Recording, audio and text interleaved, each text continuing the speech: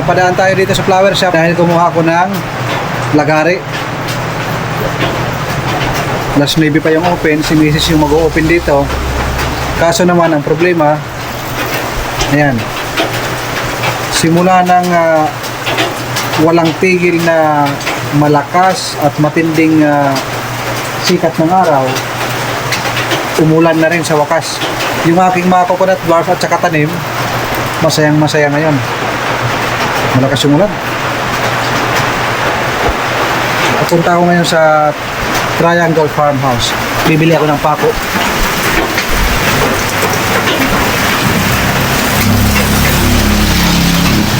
Yung mga tao nakatambay sa gilid, sumisilong. Pinapatigil ko muna yung ulan. Pagkatapos nito, bibili ako ng pako. Tapos diretso na ako doon sa ating mini farm. Papapatuloy natin yung paggawa ng CR. Kasi ang kasunod sa paggawa ng CR, yung ating lutuan, yung pinaka-kusina, at saka doon tayo mag-prepare ng mga organic na pagkain ng ating mga alaga. Magandang araw, isang maulan at napakaganda dahil yung ating mga tanim napakasaya ngayon. Bumili tayo ng pako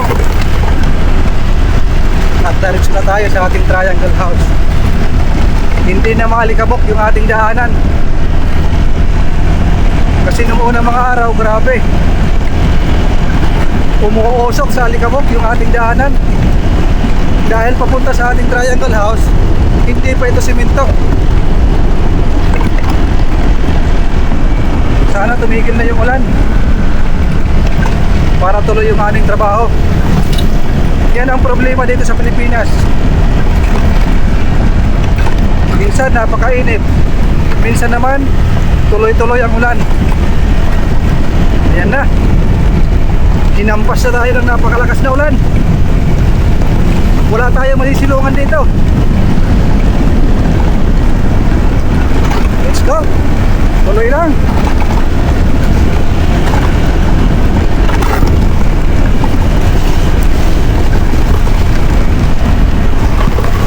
Napigil ako dito dahil sobrang ulan. Ito yung tindahan na ito, iskina ito papasok sa ating Triangle Farmhouse. Nandyan yung daanan, palusok. Standby muna ako dito kahit 10 minutes lang. Pag hindi tumigil, lulusubin ko yung ulan. Rain or shine.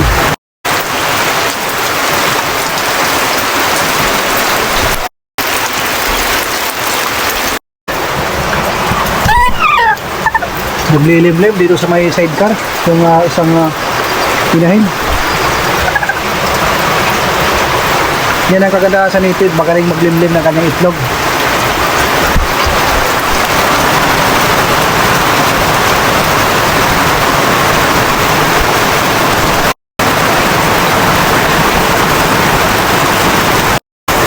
Grabe, hindi ako makalis.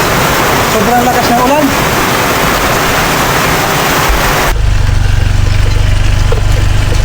Medyo tumigil na. Pwede na. Tuloy yung trabaho sa paggagawa ng CR.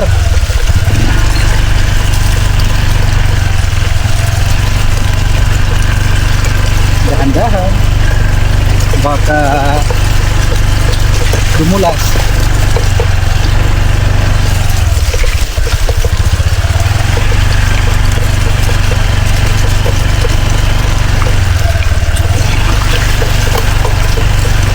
Para sa mga farmers, pag umuulan ng matagal, pag buhos naman ang ulan, parang blessing yan. Si Brad, oh, rain or shine, tuloy ang kanyang trabaho. Matindi rin to si Brad. Ayan, umulan na naman. Buti malapit na tayo dito sa ating triangle house. Iha!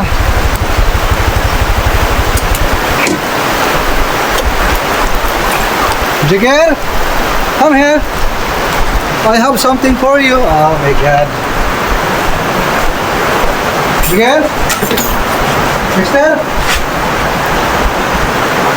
Noong unang araw, binigyan ko sila ng deworming. Itong dalawa. Dexter, come here. Dexter, come. Come here. Ano, maliligo kayo ngayon? Or pass muna dahil maulan? Ito yung ating mga bantay dito. Bantay na takot pa sa tao. Breakfast muna sila. Kanin na may kasamang pansit.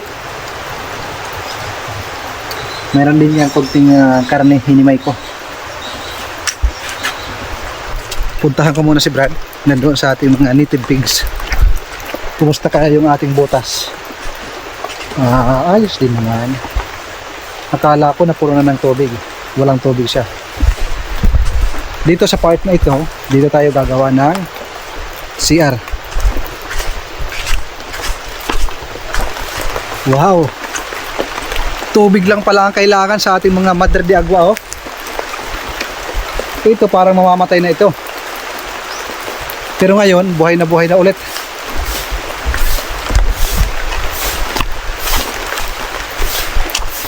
Tayong-tayo yung ating mga Madre de Agua. Yung balita, Brad? Ha? Yung balita. Nagpapain si Brad ng mga native pig. Ito yung ating inahin na black fish. Laki na.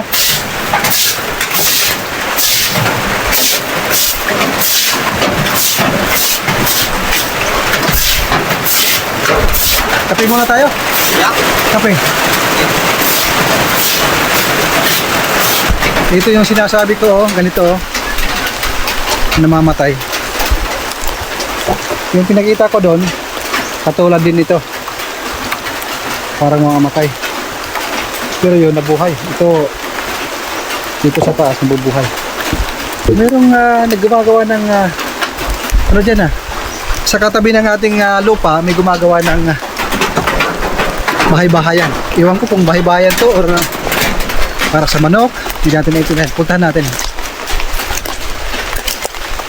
Ito. Maganda kung bumalik na sila dito. Para meron tayong kasama. Meron tayong kapitbahay.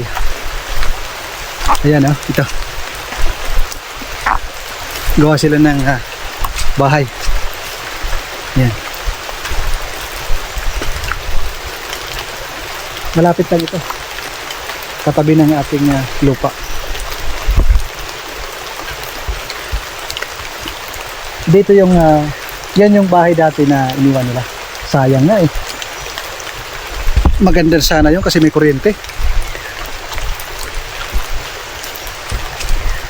Balik tayo doon sa ating mga alaga at makapagkape muna dahil si Brad kaninang umaga sabi niya dito na lang siya magkakape. Kaya nagdala ko ng kape.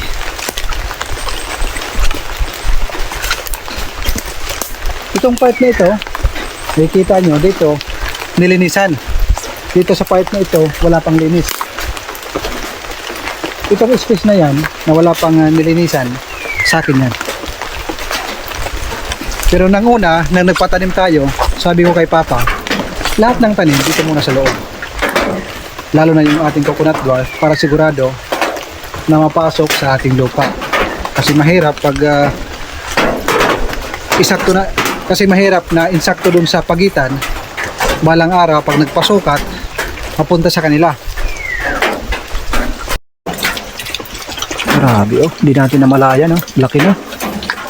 Kung i-scroll nyo yung una nating video, isang kamay ko lang ito binuhat. Ngayon kahit 3 tao, medyo hirap.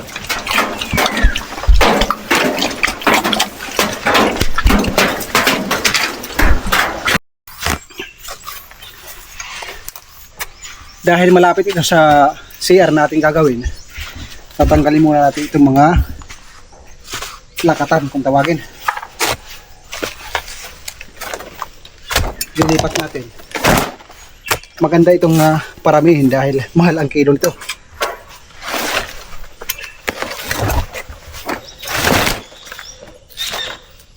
Ito yung ating tatanggalin. 1, 2, 3. Yung dalawa papabungahin natin dahil sayang malapit na mamunga. Ito yung 4. Tatanim natin doon sa mayroong empty na lupa.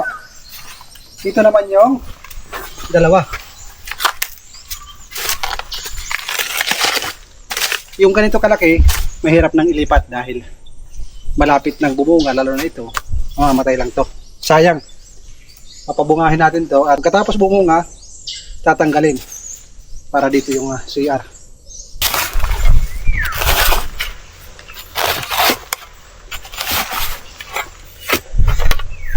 Sinira namin yung bahay sa nuno sa pulso, pero nagpaalam naman kami.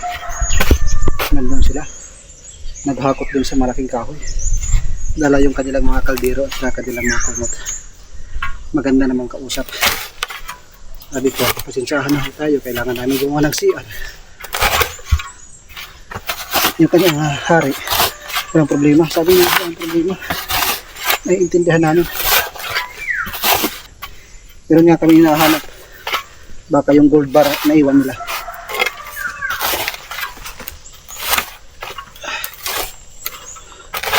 Grabe, pagkatapos ng ulan, napaka init ng araw. Ito yung hindi maganda sa katawan. Tapos na, okay na. Nagli-layout na sana kami, bigla na naman buhos ng ulan. Antayin natin ng 10 minutes to 20 minutes. Pag hindi tumigil, tuloy ang trabaho, umulan umaraw. Yan ang problema sa Pilipinas, lalo na pag tag-ulan.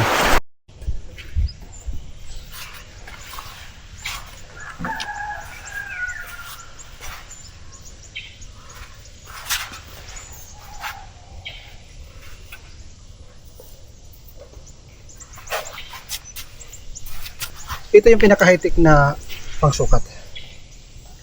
Ayan, dito, timing. Yung ating toilet, ganito lang. Dito yung pintuan. Pintuan dito. Dito yung inidoro. Makakapaglagay pa tayo ng labahan at saka balde. Diba? Yung layo ng ating buta sa ating pinaka-inidoro, mga hindi abutin ng isang dipa, mga kalahati lang siguro. Ayos na yan. Mas maganda pag malapit, para hindi pa nga plinaplas, nahuhulog na. Butas, ito pala yung gagamitin natin. Bubutasan natin to. Ito yung ililibing, tapos yung kahoy tutusok dyan, tapos bubuhusan yung puno ng simento para iwas anay at mas matagal. Butasin natin.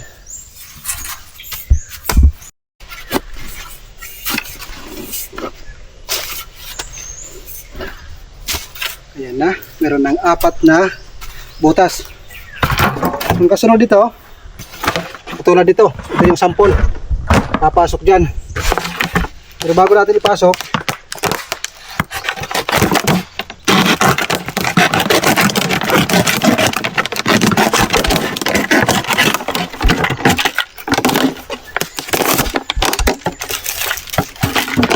kailangan diskarte.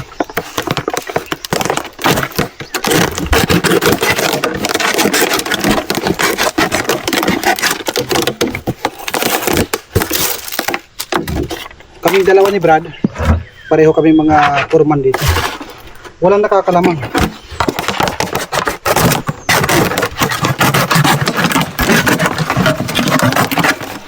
Baka mamayang hapon or bukas ng umaga, makapagbuhos na tayo.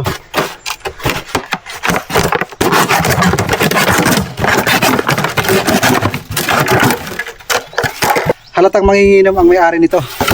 Lalagyan ng bahalina. Ito na. Oops.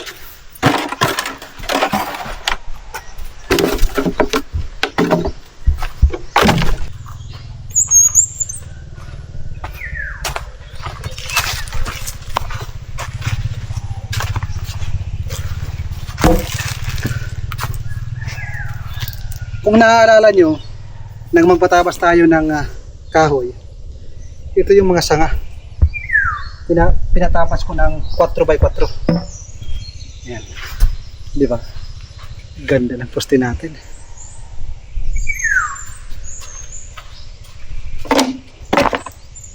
Ayos. Panalo. Wala pa itong talo.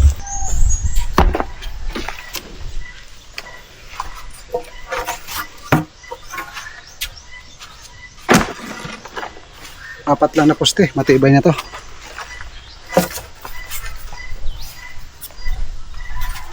Saan ang puno nito?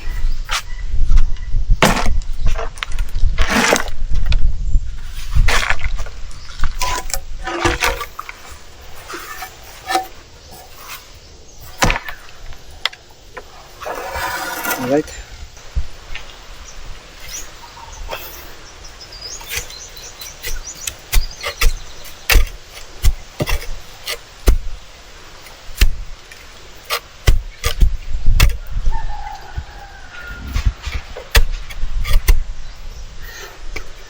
Okay na ba mga kaparmas?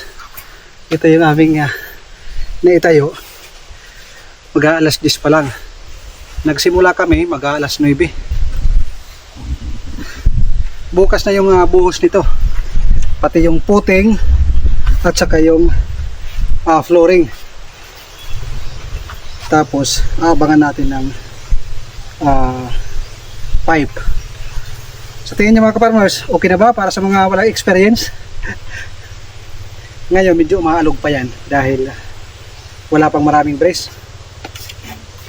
Wala yung metros na ginamitan. Tansya-tansya. Mga kawayan na pang sukat. Yan yung aming ginagamit.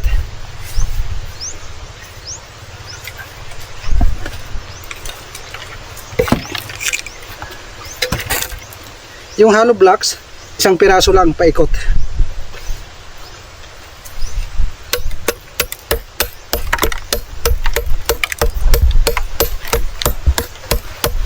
Sus, nabiyak pa.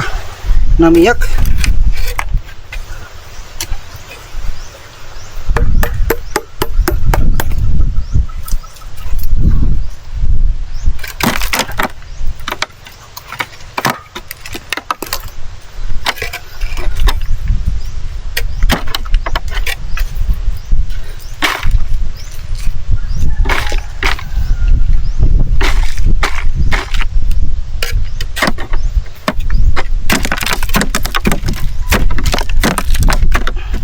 Kakayanin, wala tayong magbayad. Mahal ang masin ngayon, 700 ang araw. Ibibili na lang namin ng lechong manok yung 700.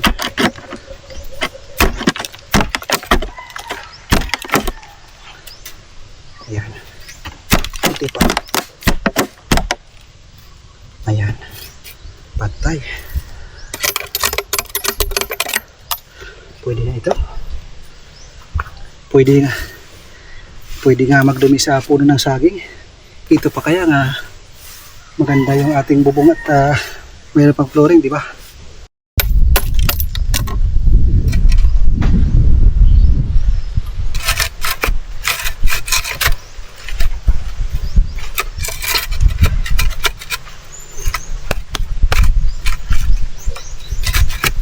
Parang alanganin. Mayroon technique dyan. Alam niyo yung technique, buhangin. Pag nilagyan niya yung buhangin, bukas pag binuhusan, i-absorb niya yung simento. Titigas din yan. Yung putik nga pag nainitan, tumitigas. Yung simento pa kaya. Alright?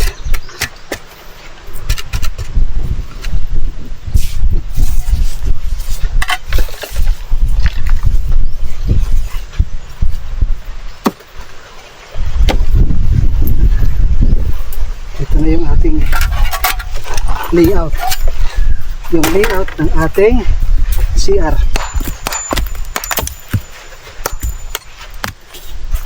Para hindi matakaw sa simento, para hindi matakaw sa halo, lalagyan ko yan ng buhangin. Yung simento niyan, mga 2 pulgada lang. Dito yung inidoro. Okay, dito yung pintuan. dito yung balde. Kahit 3 balde, pwede pa. 1, 2, 3. Labahan, tubig. Pero sa susunod, lalagyan ko yan ng hose papunta dito. Ito yung tinatawag na DIY. Kakapagod, snack muna tayo. Ito na yung ating nagawa. Alas 11 na, uwi muna ako, punta sa shop. Tingnan ko si Mrs. doon kung ano yung order. Nakapag-layout na tayo ng hollow blocks, nalagay na. Mamayang hapon, ang lalagay natin ay papakuan ng dingding, papakuan ng bubong. Ang pinakaunang ilalagay ay bubong, dingding, huli na yung flooring. Para pag nag-flooring, hindi na tayo magpapako. Kumbaga, hindi na magagalaw, hindi mamumove yung simento para tumigas muna ng ilang araw.